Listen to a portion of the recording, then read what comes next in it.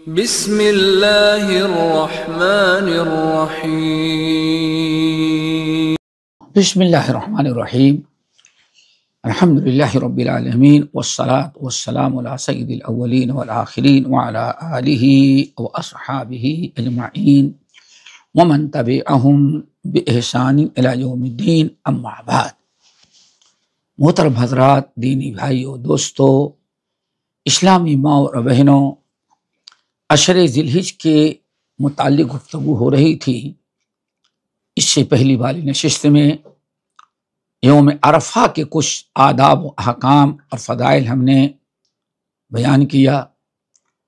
یوم عرفہ کے بعد جو دن آتا ہے وہ یوم النحر ہے۔ اسلام میں یہ حج کے ایام جو ہیں ان کا نام الگ الگ رکھا ہے۔ یوم الترویہ، 8 ذی الحجہ کو یوم الترویہ کہتے ہیں، 9 کو یوم عرفہ کہتے ہیں، اور 10 کو یوم النحر کہتے ہیں، 11 کو یوم القر کہتے ہیں، اور اس کے بعد ایام تشریق کہا جاتا ہے۔ تو یوم عرفہ کا تذکرہ تو میں نے کیا ہے۔ آج یوم النحر یعنی عید الاضحیٰ کا دن جو ہے اس کو یوم النحر کہا جاتا ہے۔ یوم النحر کے کچھ آداب اور کچھ تعلیمات و ہدایات آپ کے سامنے ہم رکھیں گے۔ 10 ذی الحجہ کو شریعت کے اصطلاح میں یوم النحر کہا جاتا ہے۔ کیوں؟ قربانی، نحر کہتے ہیں قربانی کو، قربانی کا دن۔ نبی علیہ السلام نے حدیث کے اندر ان کی بڑی عظمت بیان کی ہے، اور بہت سارے مفسرین کا خیال یہ ہے کہ اللہ نے قرآن میں بھی ان دنوں کی فضیلت بیان کی ہے۔ جیسے یوم عرفہ کی فضیلت آپ نے سنی، تو یوم عرفہ اور یوم النحر ان کے فضائل اللہ تعالیٰ نے قرآن میں بیان کیا ہے۔ مثلاً کہا جاتا ہے اکثر اہل علم، عبداللہ بن عباس، جابر بن عبداللہ اور بہت سارے مفسرین اولین والآخرین جو ہیں، تقریباً ایک بڑی جماعت کہتی ہے کہ قرآن مجید کی آیت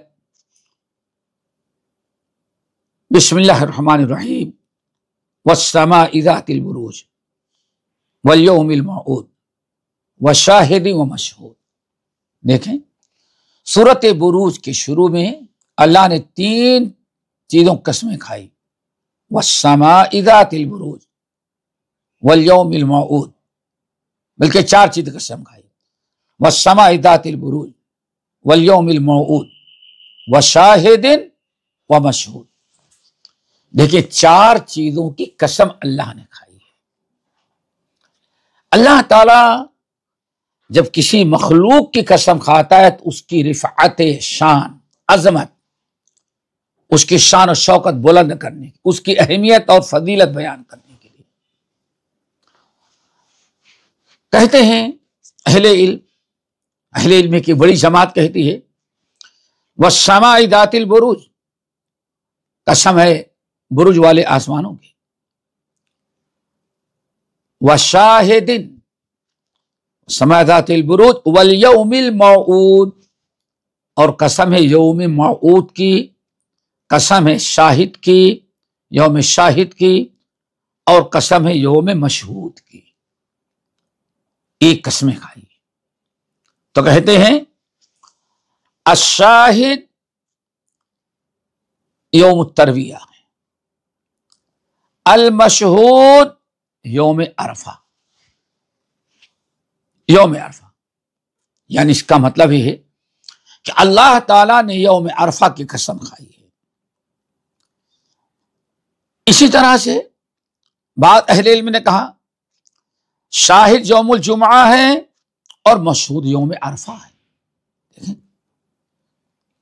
قرآن مجید کی آیت سورہ فجر کی ابتدائی آیات والفجر ولیال عشر والشفع والوتر واللیل اذا یسر، کئی چیزوں قسم کھائی. تو تمام، بلکہ اکثر اہل علم کہتے ہیں فجر سے مراد یوم النحر کی صبح، یوم النحر کی صبح یعنی 10 ذی الحجہ کی قسم. اسی طرح سے کہتے ہیں والشفع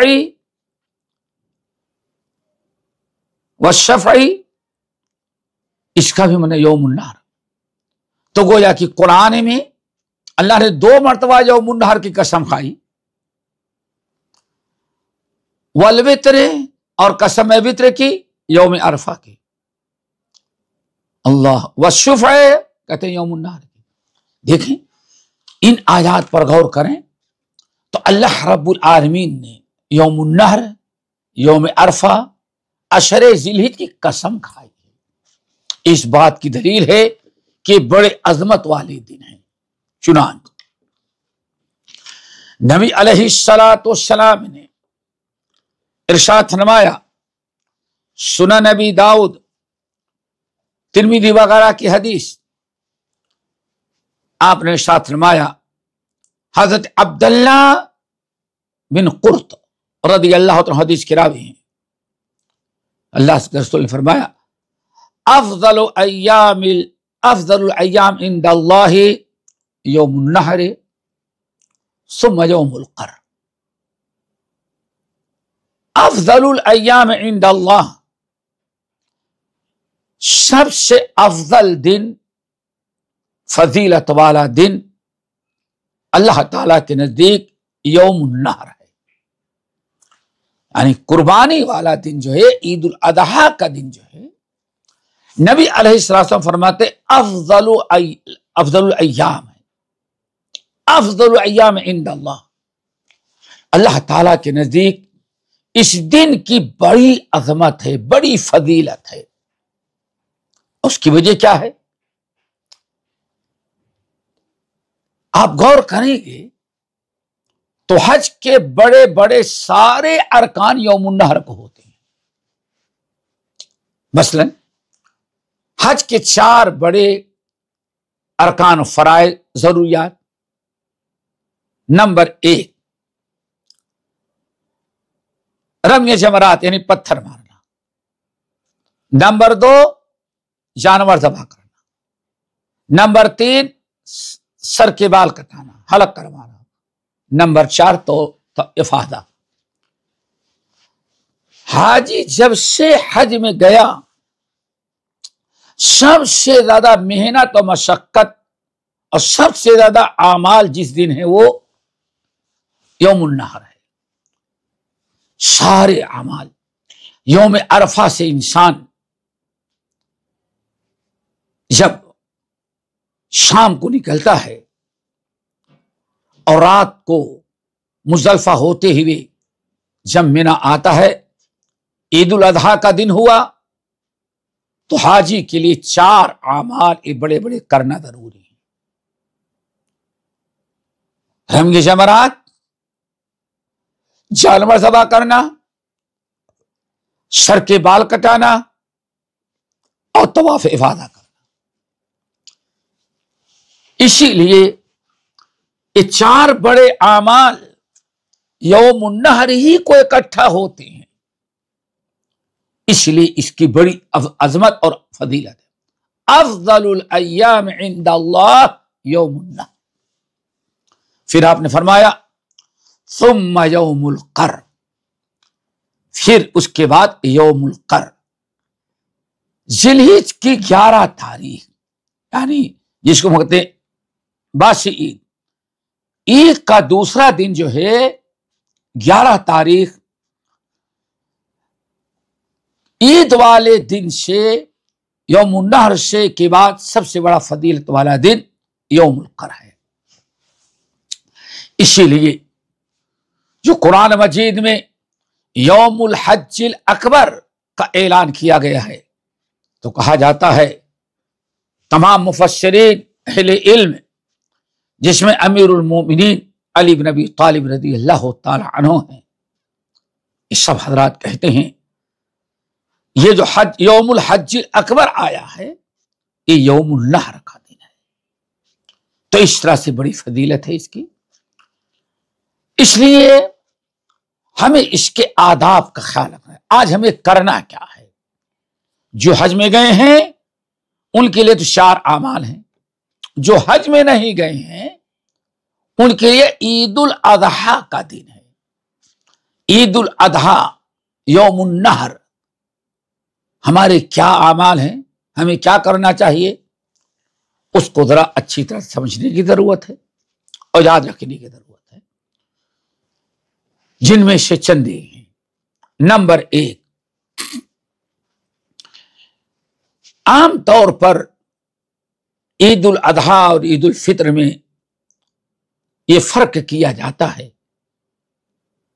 کہ نبی علیہ الصلاۃ والسلام عید الاضحیٰ کے موقع پر، عید الفطر کے موقع پر جب تک آپ کچھ کھا نہیں لیتے تھے تب تک عیدگاہ نہیں جاتے تھے، اور عام طور پر آپ کھجور استعمال کرتے، کھا پی لیتے، پھر اس کے بعد تکبیرات کہتے ہوئے آپ عیدگاہ جاتے۔ لیکن عید الاضحیٰ کے موقع پر آپ فجر کی نماز کے بعد جب عید کا وقت ہوتا عیدگاہ چلے جاتے، بغیر کچھ کھائے پیے، ناشتہ نہیں کرتے تھے، کھاتے پیتے نہیں تھے، اور آپ چلے جاتے عید کی نماز پڑھاتے، عید کی نماز پڑھا کر کے فارغ ہوتے، قربانی کرتے، اور پھر قربانی کے گوشت سے کھانا شروع کر دیتے۔ تو ہمیں ذرا سا کوشش کیجیے کہ سنت پر عمل ہو جائے۔ حضرت بریدہ رضی اللہ تعالیٰ عنہ کی حدیث کہتے ہیں کہ ان رسول اللہ صلی اللہ علیہ وسلم کان یطعم یوم الفطر قبل ان یخرج وکان اذا خرج یوم النحر لم یتعب حتی یرجع فیأکل من اضحیتہ۔ نبی علیہ الصلوۃ والسلام عید الاضحیٰ کے موقع پر عید الفطر میں کھا کر کے جاتے تھے، لیکن عید الاضحیٰ کے موقع پر آپ چلے جاتے اور لوٹ کر کے آتے، قربانی کرتے، قربانی کے گوشت سے کھانا شروع کیا کرتے تھے۔ تو یہ یوم الاضحیٰ، عید الاضحیٰ اور عید الفطر میں یہ تھوڑا سا فرق ہے۔ ہمیں چاہیے کہ سنت پر یا اس مستحب عمل پر ہم چلنے کی کوشش کریں۔ باقی آداب انشاءاللہ یوم النحر کو ہمیں اور کیا کرنا ہے اس کا تذکرہ ہم انشاءاللہ اگلی نشست میں کریں گے۔ اقول قولی ھذا واستغفر اللہ من کل ذنب واتوب الیہ۔